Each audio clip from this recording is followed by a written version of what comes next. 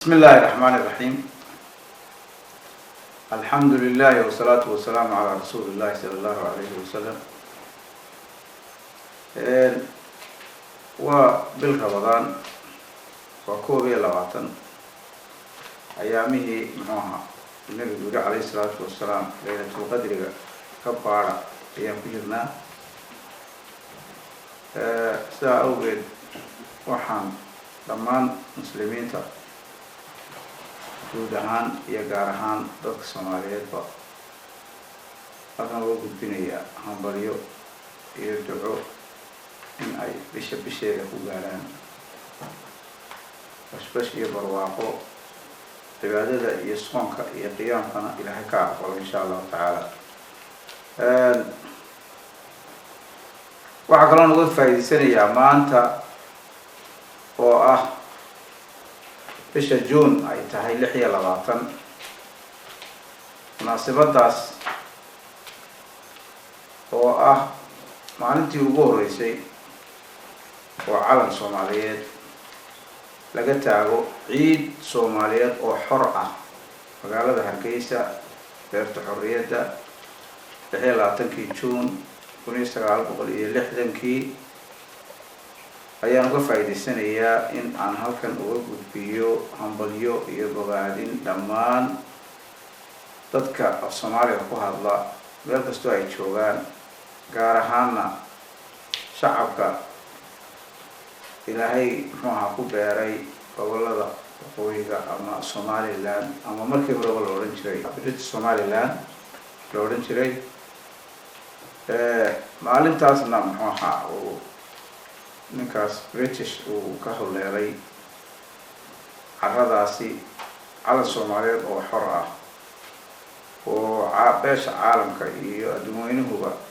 aqoonsan yahayna halkaas laga taagay. waxaan uga faa'iideysanayaa oo aan maanta halkan ugu talagalay inaan ummadda Soomaaliyeed gaar ahaan reer Somaliland inaan hambalyadaas u gudbiyo aan idhaahdo ciid wanaagsan waa maalin weyn oo qadarin inaga mudan ina kulmisa taariikhiya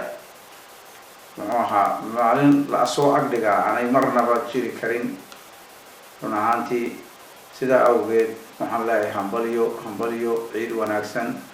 26 June ama lahasheena maandeeq intaas ayaan oo aan kulley xagga dambe kaga gabagabayn doono run ahaantii calansaarkii iyo erayadii aadka qiirada badnaa ee Allah naxariiste abwaan Cabdullaahi Suldaan Timcadde uu markii calanka la saarayay uu ka tiriyay halkaa ayaan kulley ku gabagabayn doonaa. haddii aan waxoogaa dib ugu noqdo waxaweye taariikhdu iyada isa soo celcelisaa. waxaan filayaa ama ay tahayba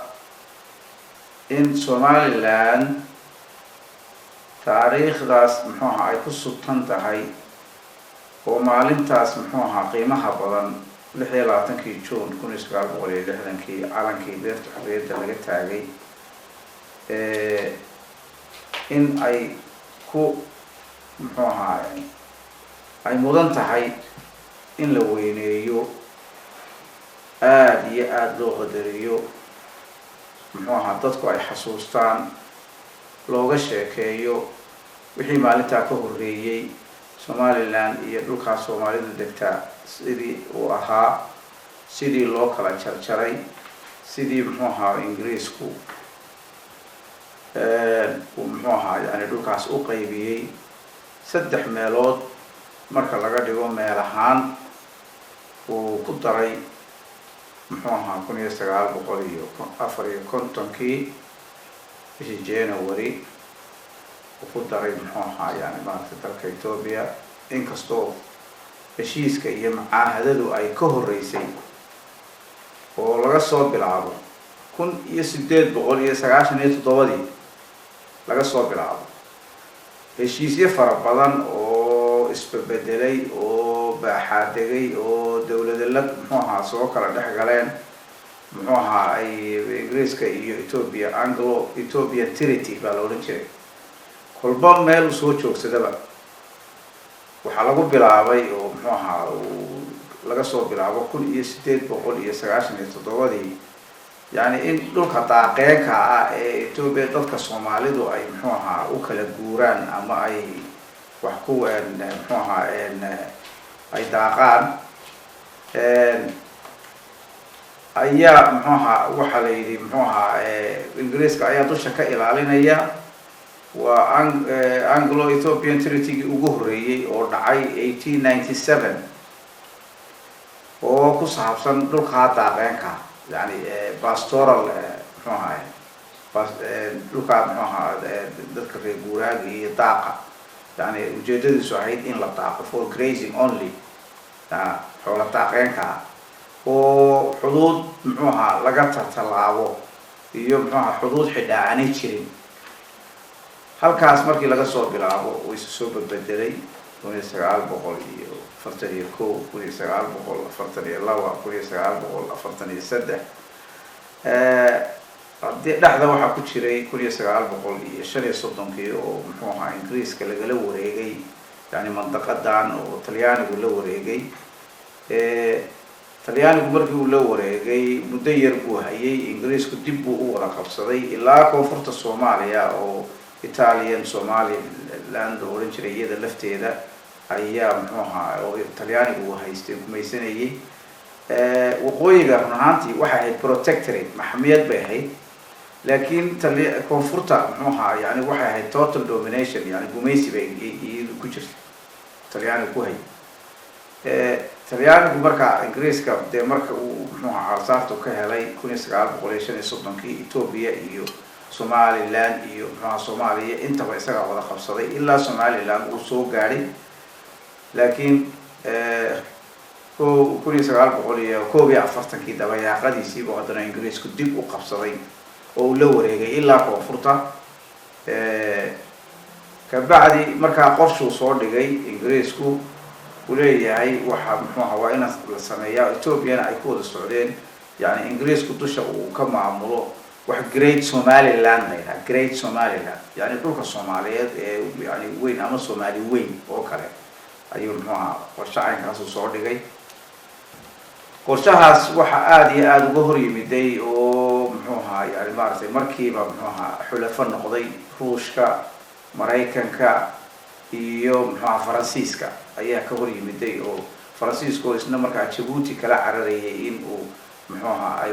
ingiriisku ku soo darsado maxamiyadaas yani weyn ee ilaa koonfurta Soomaaliya oo dhan iyo Ethiopia Ogaden iyo reserve area iyo wixii loo kala bixiyay iyo magaranaysa hawd iyo wixii wama ila dalik wax kastaba halayna. markay muxuaha halkaa joogto qorshahaas ingiriisku uu keenay uu Soomaali weyn oo aan anigu dusha ka ilaaliyo ayaan muxuaha halkaas muxuaha ku aan sameynaya. saddexda dawladood oo iyaguna dee powerskii markaa jiray isaga muxuaha balance gareynayay ayaa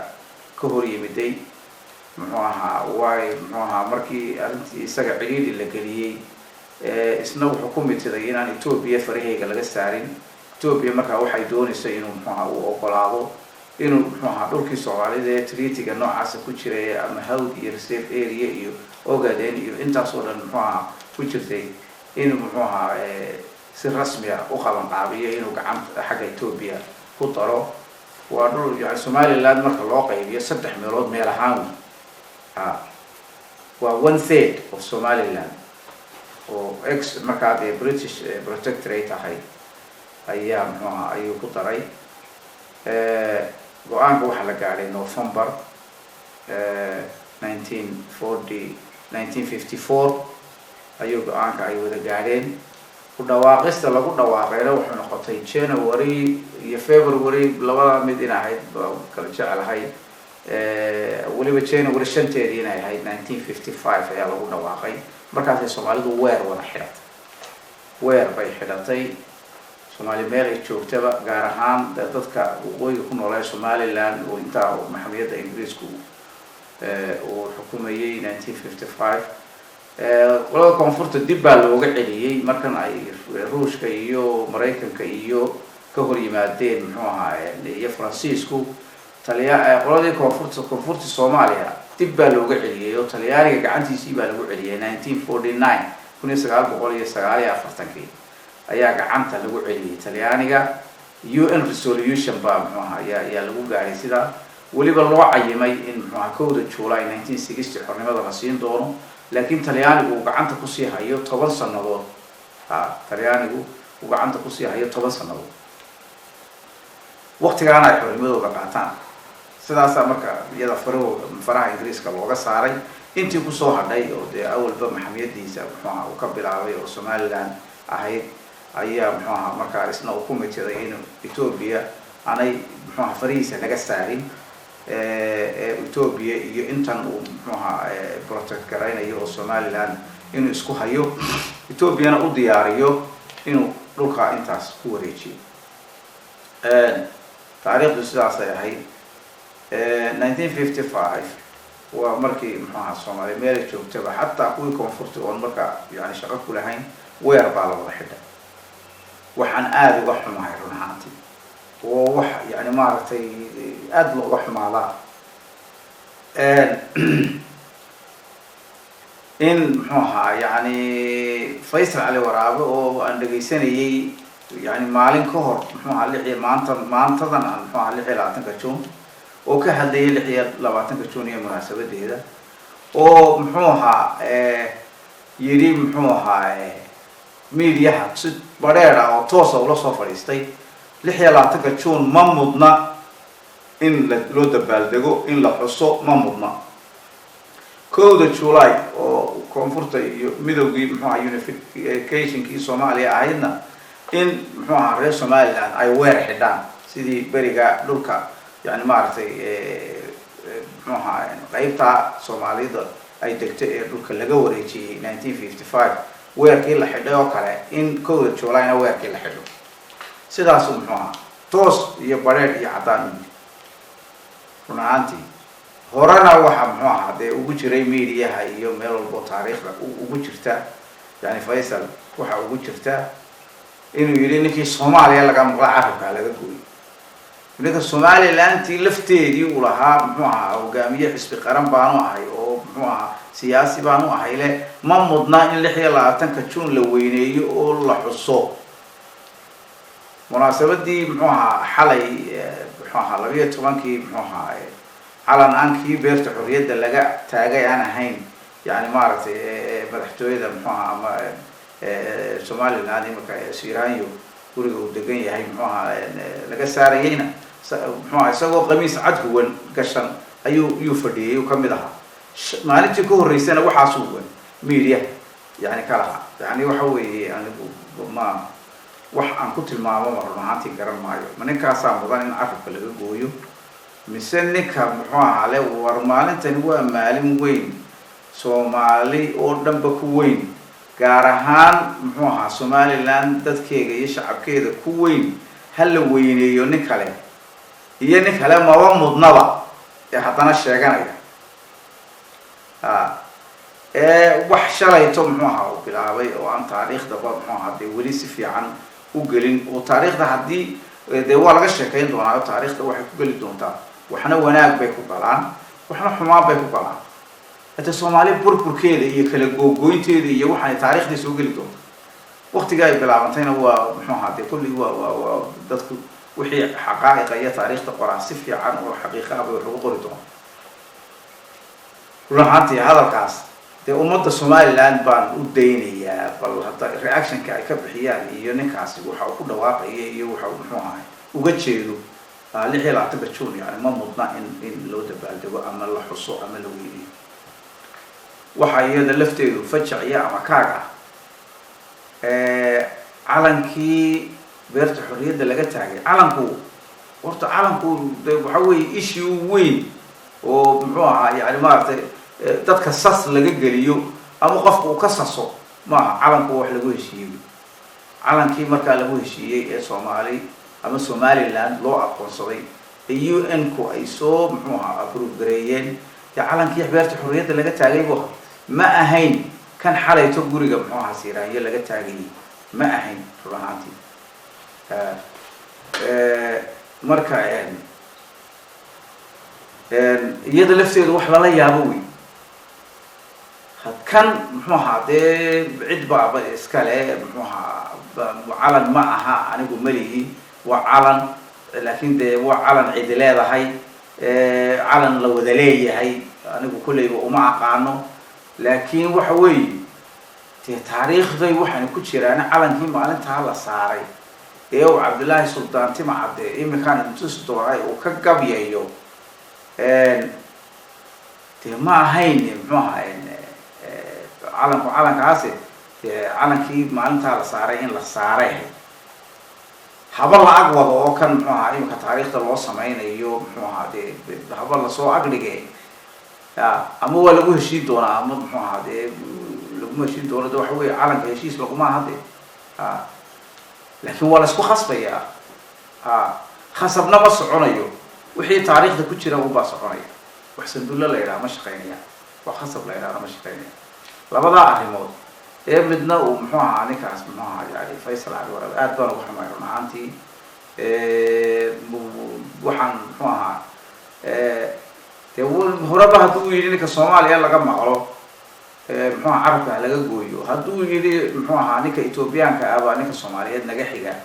محوها تعصب الكل محوها هو وقت رمضان لكن موضوع بلارن ومحوها عريمة إمك تاجن محوها دبعت الدعوي جامعة دبل iyo gaashamo iyo Itoobiya iyo kilinka shanaad iyo sida Soomaaliland iyo muxuu arintaas dib baan uga hadli doonaa ruraanti laakiin ma rabo inaan muxuu hadda muxuu ku sheego ama muxuu iska dhexgeliyo muxuu munaasabada iyo dabaaldegeeda inaan dhexgeliyo ma doonayo waxaan ku soo gabagabeynayaa hadalkaas Faysal iyo calanka muxuu xalayto muxuu la taagay 12 labaduba muxuu labada midna mid taariikhda ku jira maaha nin taariikhdiisii dafiraya oo doonaya inuu aaso oo masaxana muxuu cidda uu muxuu wax la yeelan karaysa runaantii anigu garan maayo waxaan ku soo gabagabeynayaa oo runaantii aad iyo aad u bogaadinaya hambalyeynaya cid kasta oo Soomaali ku hadasha gaar ahaan shacabka Somaliland oo maalintaas iska leh maalintaas muxuu ahaa yani qadaran iyo qiimo weyn ay u leedahay iyagoo xor ah yani maartay idinkii markaas muxuu ahaa ku shaqaystay Ingiriis oo muxuu ahaa xiriirdoodii siiyay calankaas la taagay muxuu ahaa iyaga waa kii muxuu ahaa darkiisa yani ninkii warasaabka ka ahaa Hargeysa ee lagu wareejiyay Ismaan iyo secretary-giis iyo Maxamuud Aadan Dheere oo isdaba joogayna waan arkayay hatta taariikhdu taawi labadaasiba way taagnaayeen inay iyagu imika muxuu yiraahdo calankan bal hada habla is agdhigay kii aynu markaa taagnay leeynagu wareejiyay umada hala tuso inay yiraahdaan bay iyaga laftooda way joogeen goobta waan arkayay inay ka hadlayeen waxaan leeyahay oo kaga baxaya hambalyo muxuu ahaa ciid wanaagsan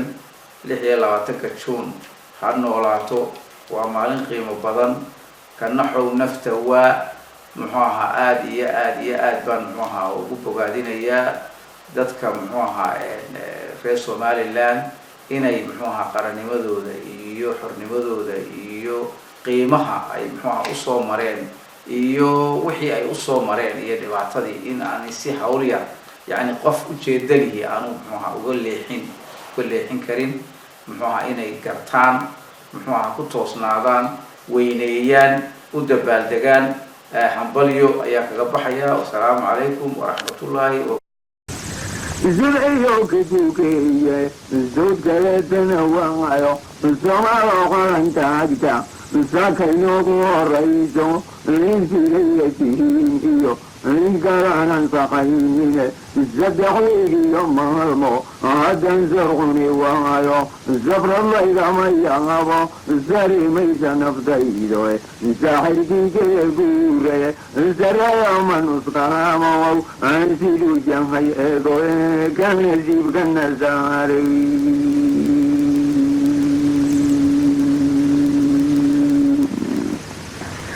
يجي بيت سبان عالم كانوا سوقيني إنسان كيساهينو زرم ويو هراغايو زجر من تدروريو سيقرين قاميريو سقدخان وعيني كيسو ساري غرويتو زمريو بيوكايا حجيجا مسيسيو زاحيكي كالبوزي زرايو منسقامو وانسيري يميهيكو كان سيبك النزاري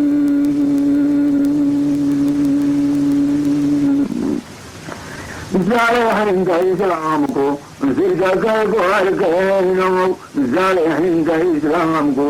زرقاكو أركينو زايلين كقرانكا سبعي زاجن غايا عشيو زلان كيو هوانكو عالان كيسات جنينو عدنا كان نزيني زاد المغو يبوغيو زايلين كالقوري زلايو منسقامو أنزيري يميريكو كان يجيب كان زاري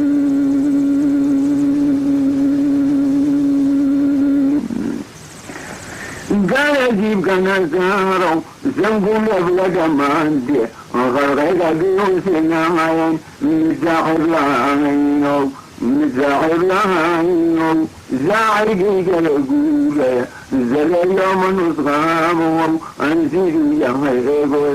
كان يجيب كان زاري